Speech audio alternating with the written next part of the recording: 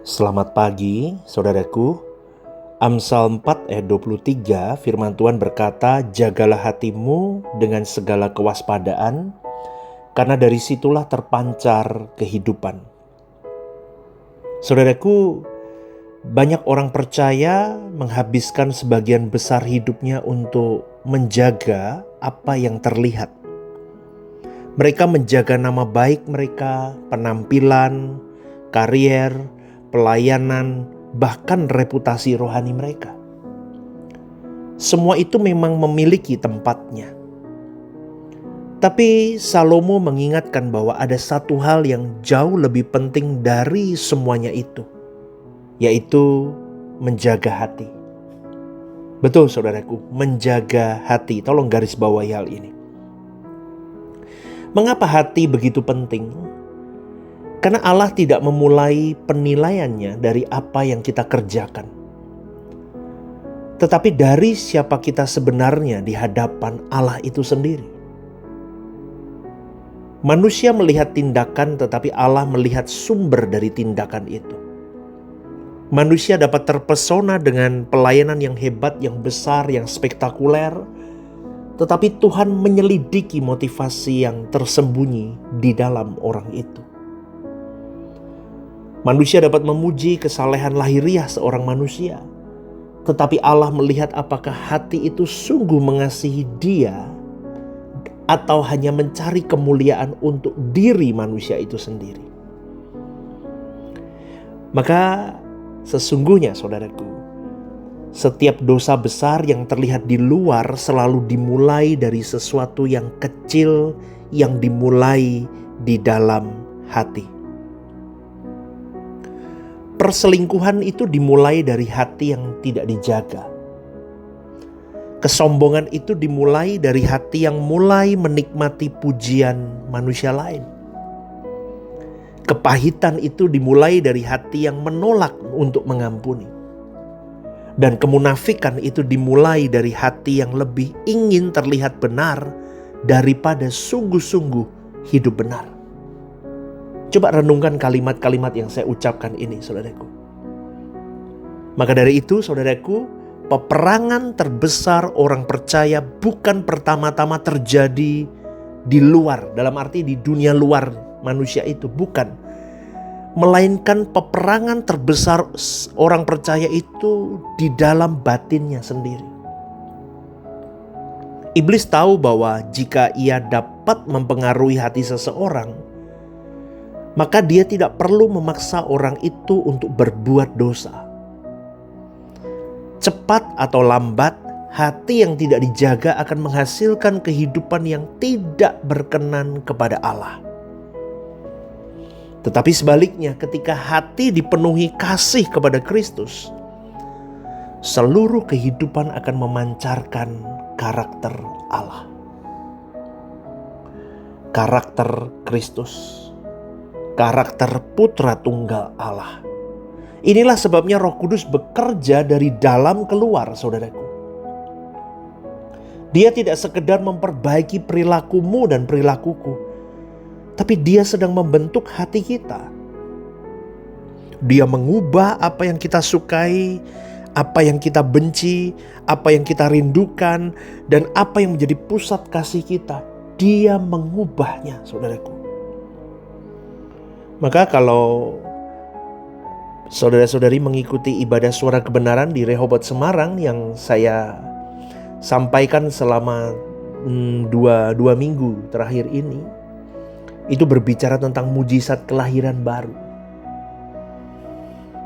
Di sana saya katakan bahwa mujizat terbesar itu bukanlah ketika keadaan di luar kita ini berubah, tetapi mujizat kelahiran baru itu akan membuat seseorang ketika hati yang dahulu mencintai dosa, menikmati dosa, merasa terhibur dengan dosa, mulai mencintai kekudusan.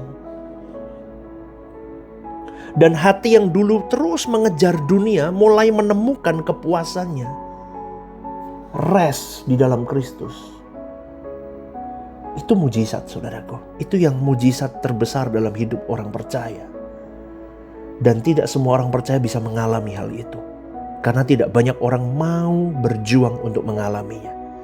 Padahal aksesnya sudah dibuka sama Kristus. Tuhan kita tergantung di kayu salib itu. Sudah dibuka. Tapi tidak semua orang Kristen yang mengaku orang Kristen, orang percaya, mau mencapai itu. Kepuasan di dalam Kristus itu bukan ambisi banyak orang percaya. Padahal kalau kita bisa mengalami rest, puas bersama dengan Kristus, hidup ini sungguh teramat sangat nikmat, saudaraku. Itu kekayaan terbesar, tidak bisa dibandingkan oleh apapun dan siapapun. Maka sekali lagi saudaraku, jaga hatimu. Jaga hatimu dengan segala kewaspadaan. Menjaga hati berarti hidup dengan kerelaan untuk terus diperiksa oleh firman Tuhan. Amin saudaraku. Setiap hari kita belajar bertanya, mengapa aku melakukan ini, melakukan itu, untuk siapa aku hidup hari ini, apa motivasiku benar-benar menyenangkan hati Bapa atau yang lain, atau diriku sendiri aku hidup. For me, untukku sendiri atau untuk dia Bapakku, untuk dia Yesusku. Coba saudaraku, coba tanya. Pertanyaan-pertanyaan seperti ini jauh lebih penting daripada sekedar bertanya apakah aku bisa berhasil gak ya dalam pekerjaanku, sukses gak ya nanti aku ke depan. Gak perlu itu dulu saudaraku, cari Tuhan dulu. Berikan semuanya offeringmu untuk dia. Buktikan dia itu Allah pemelihara dalam hidupmu dan masa depanmu. Amin saudaraku. Jadi gak usah sibuk mengatur masa depan kita. Temukan sang pemberi berkat. Temukan sang pemberi hidup. Maka sang pemberi hidup akan menuntun langkah hidup kita. Katakan amin saudaraku. Ya, maka jangan pernah merasa aman hanya karena kita masih rajin, aktif, ibadah, pelayanan. Orang Farisi juga melakukan semua itu. Bahkan lebih hebat dari kita. Amin. Tapi Tuhan Yesus berkata bahwa hati mereka jauh dari Allah. Sebaliknya, seseorang yang terus membuka hatinya untuk dibentuk oleh Roh Kudus, dia akan mengalami perubahan yang nyata. Orang model begini makin hari makin rendah hati. Yuk, bareng-bareng ngomong yuk. Makin hari makin rendah hati. Kata tepuk dadamu, katakan itu aku. Makin hari makin rendah hati. Jangan makin tua makin susah. Makin tua makin keras.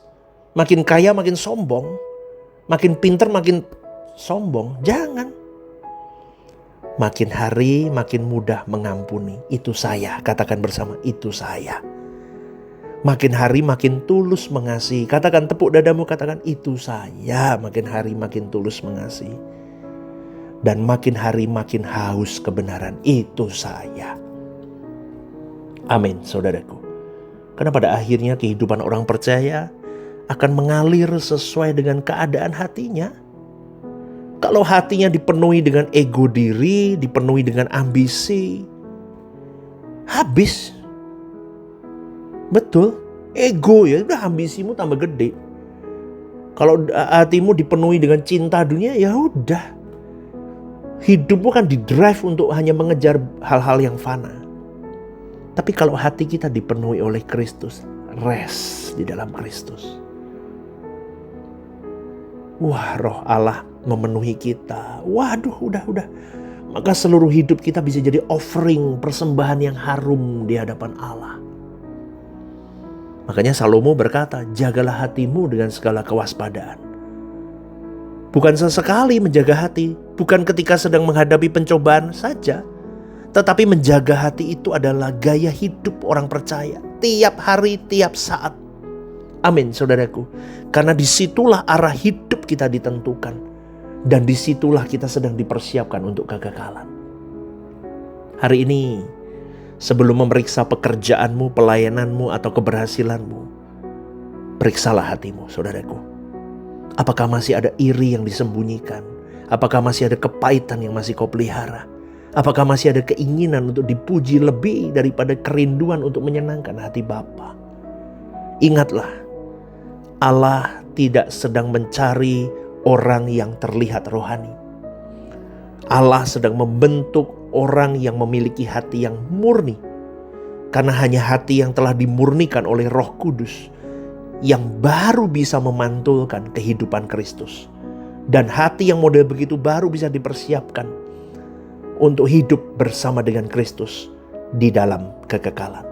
Pastikan itu kau dan saya. Maka sekali lagi, jagalah hatimu, sebab di sanalah kekekalanmu ditentukan. Amin saudaraku ya. Semoga renungan ini jadi berkat. Kalau ini memang jadi berkat untuk saudara-saudari semua yang mendengar renungan The Message, share renungan ini kepada saudara, kerabatmu, temanmu, siapapun itu, supaya mereka juga mendapatkan kebenaran ini dan hidupnya diubahkan oleh Tuhan. Rehoboth Semarang, One Vision, One Heart for Harvesting. God bless you. Shalom saudaraku yang terkasih di dalam Tuhan. Ada program baru yang bernama Are You Okay? Ini adalah program yang memang diadakan bagi saudara-saudari yang rindu atau ingin didoakan. Mungkin saudara-saudari sedang mengalami pergumulan-pergumulan hidup yang sulit, yang berat, menghadapi masalah-masalah yang tidak mudah. Saudara-saudari bisa klik di formulir online yang tertera atau scan barcode di situ. Anda bisa tuliskan di sana apa yang menjadi pergumulan masalah Anda yang ingin didoakan. Tujuannya satu, Anda tidak merasa sendiri. Saya sendiri akan mendoakan beserta tim yang akan menangani ini. Saya akan mendoakan di dalam mesbah-mesbah doa kami.